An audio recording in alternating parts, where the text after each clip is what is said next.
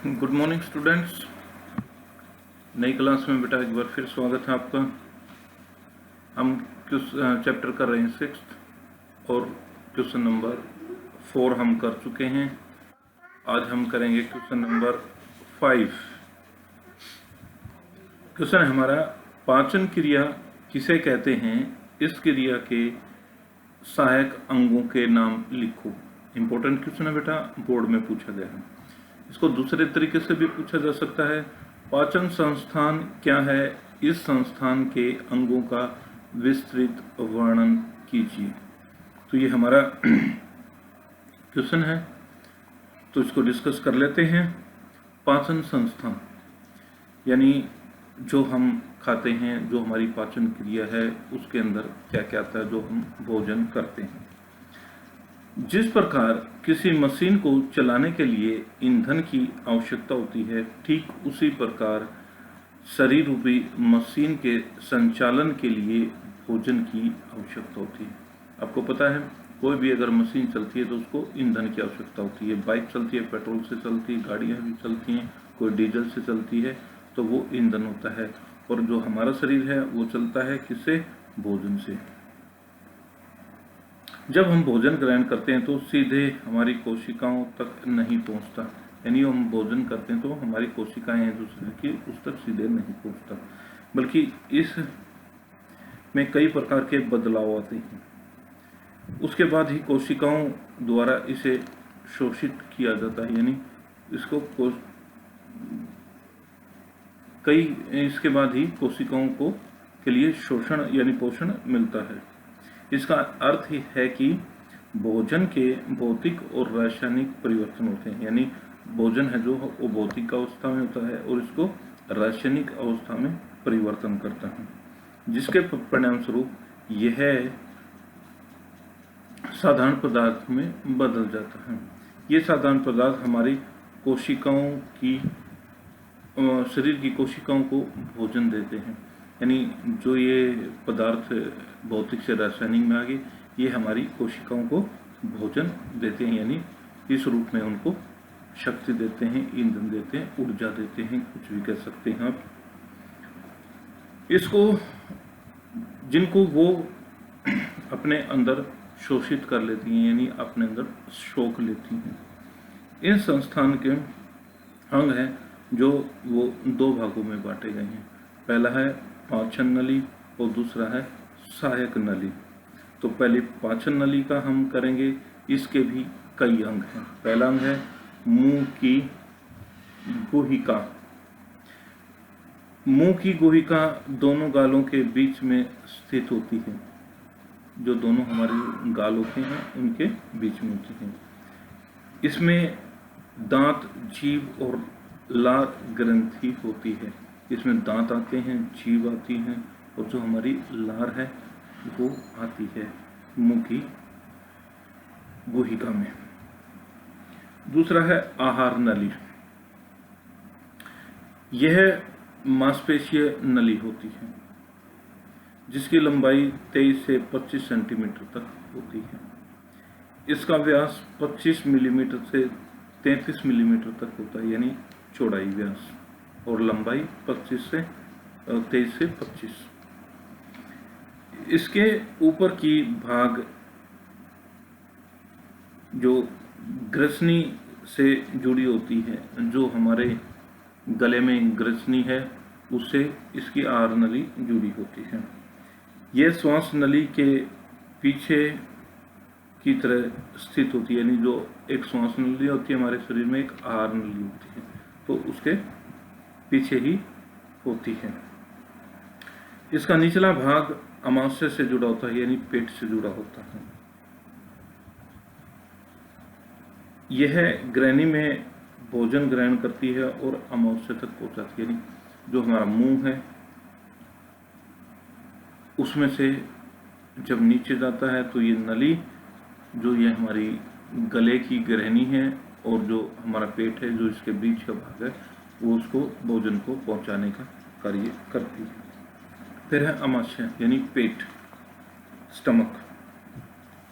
अमाशय diaphragm के नीचे बाएं भाग पर स्थित होता है। इसके ऊपर के भाग में आहार नली से जुड़ा होता है। इसमें एक थैली की तरह होता है तथा पिचक सकता है। इसकी आकृति व आकार बदलते रहते हैं। यह कभी पूर्ण रूप से खाली नहीं होता। इसमें कई प्रकार के हार्ल जैसे रेनिन और पेपिस आदि मिलकर भोजन को पचाने में कार्य करते हैं। यानी हमारा जो पेट होता है उसके बारे में बताया, ये कभी खाली नहीं होता। इसमें कई प्रकार की चीज़ें हैं। बेटा ये साइंस से रिलेटेड है या फिर आपको कभी भी लैब में ले जाकर या कोई चार्ट है उसके द्वारा ही आप लोगों को ये चीज़ें बताई जा सकती हैं, तभी समझ में आएगी। अब तो इसको केवल हम पढ़ ही सकते हैं क्योंकि हमारे पास अभी ना कोई चार्ट है ना कोई मानव शरीर की ऐसी आकृति है कि जिसके द्वारा हम आपको ये समझा सकते हैं। इसके बाद आती है छोटी आंत। छोटी आंत पकवास से शुरू होती है। इसकी लंबाई 7 मीटर होती है। शुरू में इसका व्यास 2.8 सेंटीमीटर होता है यानी चौड़ाई, लेकिन धीरे धीरे इसका कम हो जाता है और अंत में ये 2.5 सेंटीमीटर की हो जाती है। इसमें सबसे अधिक पाचन का कार्य होता है। हमारे अंदर आंत होती है बेटा यूं इस तरह से टेढ़ी मेढ़ी होती है जिसकी लंबाई 7 मीटर होती है। और इसकी बता दी इसकी जो आकार है और मेन पाचन की क्रिया इसी आंत में ही होती है।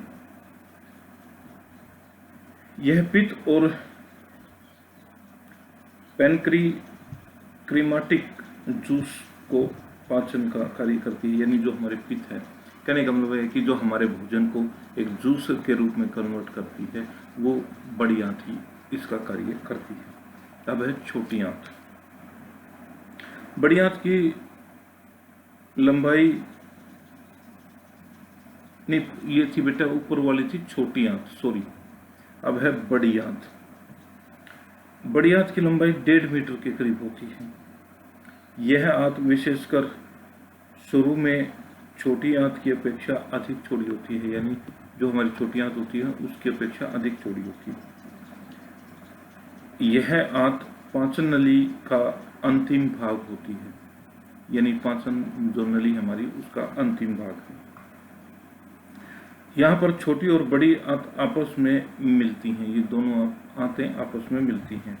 वहाँ पर एक नली लगी होती है जो सीमक कहते हैं, जिसका एक दोनों के बीच में जोड़ने वाली एक नली होती है जिसको सीमक कहते हैं। इसके साथ एक और नली है जिसे अपेंडिक्स कहते हैं। यह आंत पानी को अवशोषित करती रहती है। यानी अपेंडिक्स आपने देखा होगा, हर एक आदमी को होती है। किसी की अपेंडिक्स फूल जाती है तो ऑपरेशन करके बाहर निकाल देते हैं, तो वो बड़ी आंत का ही हिस्सा है। ये था हमारा जो पाचन नली है उसका। अब तो सहायक नली है उसके बारे में। सहायक नली में पहली है जीभ। जीभ स्वाद महसूस करने के लिए एक विशेष अंग है। यह बोलने और भोजन उलटने पुलटने का कार्य करती है। यानी बोलने का और भोजन को उलटने पुलटने का। दूसरे हैं दांत। दांत चबाने और काटने के लिए सहायक हैं और इनकी संख्या 32 है। तीसरी है लार ग्रंथियां। ये 3 प्रकार की होती है। लार कार्य स्टार्च और शर्करा में बदलाव होता है। यानी जो बेटा ये ग्रंथियां हैं, लार ग्रंथियां हैं, ये कार्य स्टार्च और शर्करा में बदलते रहते हैं। ये इसका कार्य भोजन को बदलते रहता है, बदलने का होता है। नेक्स्ट पॉइंट है 4 क्लोम ग्रंथि। क्लोम पहली और दूसरी रीढ़ की अस्थि के आगे और अमावस्या के पीछे होती है। यानी बेटा ये चीज़ें मैं फिर बार बार कह रहा हूँ, ये जो चैप्टर है ये साइंस से रिलेटेड है।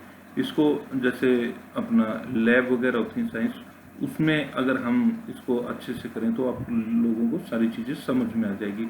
उसमें हम बता सकते हैं कि इसका कनेक्शन कहाँ से कैसे कैसे है। तो अभी पढ़ लेते हैं, अगर स्कूल खुलते हैं तो आपको ये लैब में प्रैक्टिकल रूप में बता दिए जाएंगे। इसकी लंबाई 12 से 5 मीटर होती है और चौड़ाई 5 सेंटीमीटर के लगभग होती है। यह कलाम रस का स्राव करती है, यानी जो कलाम रस है इसमें पहले लार ग्रंथि में बताया था, उसका ये क्या करती है, इसको संशोधित करती है, अपने अंदर लेती है। ये कृत, ये है लीवर। शरीर में यह सबसे बड़ी ग्रंथि होती है। इसके अनेक कार्य होती हैं। यह रक्त के आयात को नियंत्रित करती है, पित्त का उत्पादन करती है और ग्लूकोज को ग्लाइकोजिन भी बनाती है। जो ग्लूकोज है उसको ग्लाइकोजिन बनाती है, जो हमारे शरीर को आवश्यकता होती है। यह विषैले पदार्थों को अहानिकारक भी बनाती है, जो विषैले पदार्थों को हानिकारक नहीं बनाती है। नंबर 6 और आखिरी पॉइंट है पित्ताशय। यह नाशपाती की शक्ल का एक थैला सा होता है। यह 7 सेंटीमीटर लंबा और 2.5 सेंटीमीटर लगभग चौड़ा होता है। यह पित्त और सांद्र अमाशय का भंडार होता है। तो ये था बेटा हमारा क्वेश्चन नंबर 5, पाचन क्रिया जो हमारे शरीर में भोजन पचाते हैं उनके बारे में जानकारी। मैं मानता हूँ कि ये जो 6th चैप्टर है इसके क्वेश्चंस कम समझ में आ रहे होंगे आपके, लेकिन फिर भी जितना समझ में आ रहे हैं, अगर स्कूल खुलता है तो आपको साइंस लैब में ले जाकर इन चैप्टर को दोबारा करवा के ये सारी चीज़ें आपको अच्छे से समझा दी जाएगी। तो बेटा फिर भी अगर कोई प्रॉब्लम है तो आप मेरे से डिस्कस कर सकते हैं। तो मिलते हैं अगली क्लास में।